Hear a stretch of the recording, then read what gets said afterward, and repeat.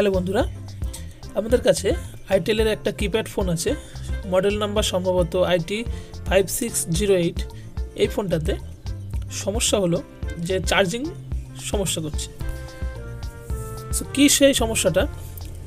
ফোনটা যখন চার্জে বসানো হচ্ছে, চার্জে বসিয়ে দিলে 10 সেকেন্ড 15 সেকেন্ড পর অটোমেটিকলি চার্জিং কমপ্লিট দেখাচ্ছে।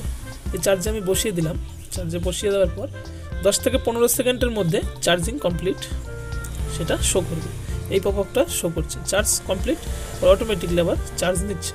এই সমস্যার সমাধান আমরা বের করব এবং সমাধান করে কাস্টমারকে স্বাভাবিকভাবে ফোনটা ডেলিভারি দেবো। সো চলো আমরা ভিডিওটি শুরু করি। সর্বপ্রথম আমরা সেটটা ওপেন করে নেব সম্পূর্ণ।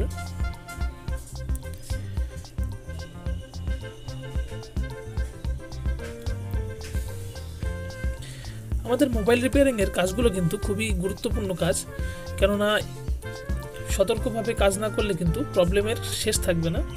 সেজন্য সকলকেই বলবো যে সাবধানতা অবলম্বন করে কাজগুলো করার জন্য। সর্বপ্রথম আমরা এই ফোনটার চার্জিং ভোল্টেজটা চেক করে নেব, কত ভোল্টেজ শো করছে সেটা আমরা দেখব। মাল্টিমিটার আমরা নিয়ে নিলাম। মাল্টিমিটার নিয়ে নেওয়ার পর ডিসিতে সেট করে নিলাম। ডিসিতে সেট করে নিয়ে আমরা চার্জিং ভোল্টেজটা দেখে নিই।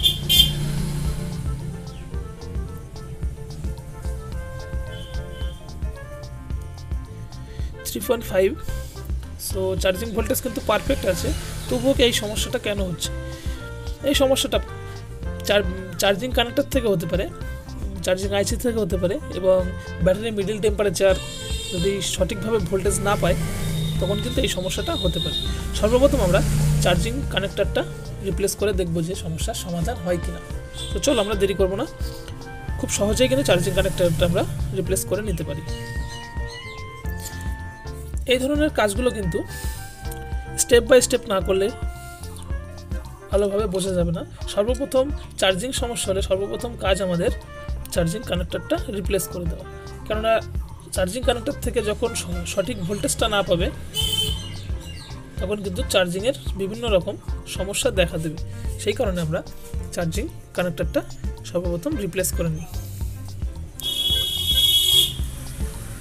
নতুন কানেক্টর আমরা বসিয়ে নিলাম এখানে।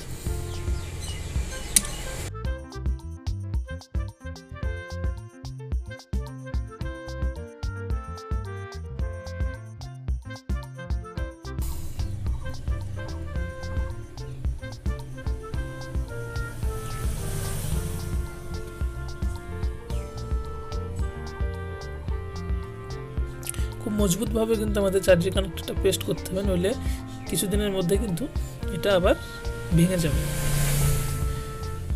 চার্জিং কানেক্টর ফিক্স করা আমাদের কমপ্লিট। এবার আমরা ফিটিংস করে দেখব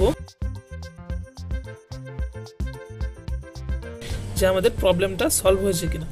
সো আমরা ব্যাটারি কানেকশন দেব।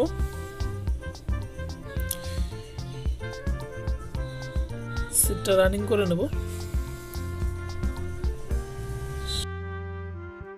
বিভিন্ন ধরনের সেটগুলোতে কিন্তু এই ব্যাটারি চার্জিং কানেক্টর চেঞ্জ করতে গেলে সেটটা ডেড হয়ে যায়।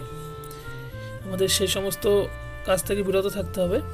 আমরা চার্জিং পোর্টটা লাগিয়ে নিলাম। চার্জিং পোর্ট লাগিয়ে নেওয়ার পর আমাদের দেখব যে সমস্যাটা কিন্তু আমাদের সেটা এখনও রয়ে গেছে। তাইলে আমরা চার্জিং কানেক্টর থেকে সমস্যাটা কিন্তু হয়নি, চার্জিং কানেক্টরটা ভালো ছিল। স্টেপ বাই স্টেপ কাজ করতে হলে আমাদের প্রথম চার্জিং কানেক্টর থেকে শুরু করতে হবে। এর পরবর্তীতে আমরা দেখব যে সমস্যাটা কী ছিল। আমরা অনেক খোঁজাখুঁজির পর সমস্যাটা কোথায় ছিল সেটা আমরা ধরে নিয়েছি।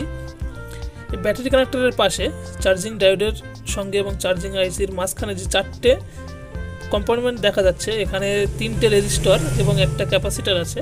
এই 3টে রেজিস্টরের থেকে একটা রেজিস্টর কিন্তু খারাপ ছিল।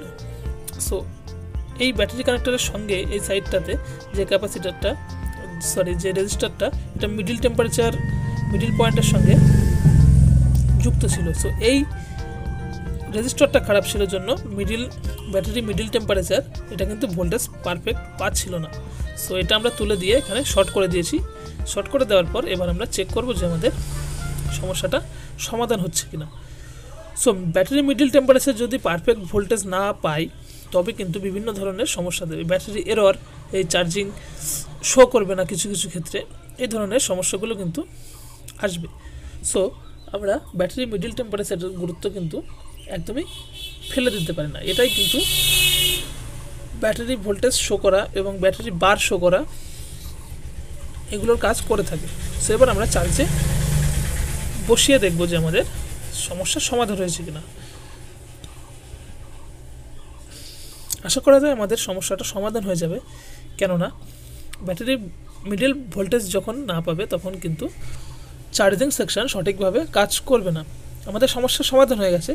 সো ভিডিওটি ভালো লাগলে এবং ইনফরমেশন থেকে উপকৃত হলে ভিডিওটি শেয়ার করে দিতে ভুলবেন না এবং লাইক, কমেন্ট, চ্যানেলটি সাবস্ক্রাইব করে আমাদের সঙ্গে থাকবে।